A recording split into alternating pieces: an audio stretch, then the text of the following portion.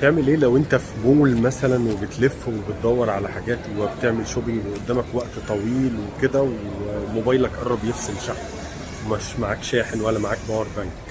تعال اقول لك في الامارات ممكن تعمل ايه. الموضوع بسيط، ابسط من البساطه خالص يعني.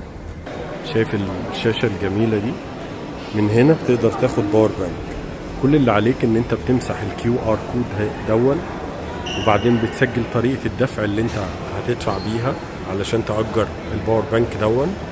وبعد كده بتستلم الباور بانك من الفتحة اللي هي دي، تاخد الباور بانك بتاعك او اللي انت هتأجره، وبعد ما تستخدمه تمام وكل حاجة بترجع ترجعه هنا تاني وبس. الموضوع ابسط من البساطة ازاي؟ انت في الامارات، في كوكب الامارات، فلازم يعني يكون ابسط من كده خالص يعني.